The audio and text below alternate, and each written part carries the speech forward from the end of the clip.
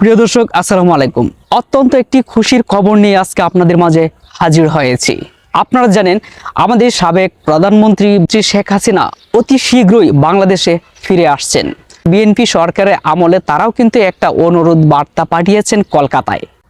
কলকাতা থেকে তারা একটি পজিটিভ বার্তা দিয়েছেন। তারা শেখ হাসিনাকে অবশ্যই খুব দ্রুত বাংলাদেশে ফিরিয়ে আনার ব্যবস্থা করছেন এবং আওয়ামী লীগ নিষিদ্ধের বিষয়ে তারা অত্যন্ত সচেতন।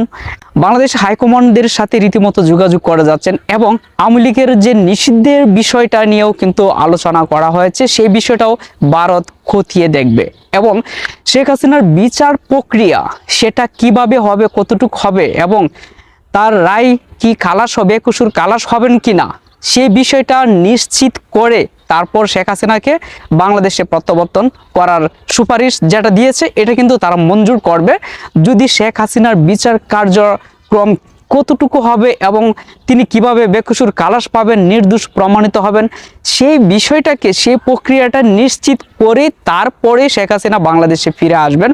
প্রিয় দর্শক, এই ভিডিওটা যারা দেখছেন তাদেরকে অসংখ্য ধন্যবাদ এবং ভিডিওটি বেশি করে প্রচার করে দেন এবং শেখ হাসিনা অবশ্যই বাংলাদেশে ফিরে আসবেন সেই ব্যাপারে ভারতও প্রতিশ্রুতি দিয়েছেন। কিন্তু শেখ হাসিনার বিচার কার্যক্রম নিয়ে যখন প্রশ্ন উঠেছে তখন কিন্তু ভারত এই বিষয়টা বলেছে যে শেখ হাসিনা বিচার কার্যক্রম আসলে কি হবে, কেমন হবে, তিনি যে নির্দোষ হবেন কিনা, সেই বিষয়টা যাচাই বাছাই করে তারপরেই কিন্তু যে বাংলাদেশ যে আবেদন করেছে শেখ হাসিনাকে বাংলাদেশে ফিরিয়ে আনার, তারপর কিন্তু ভারত শেখ হাসিনাকে বাংলাদেশে ফিরিয়ে দেবেন।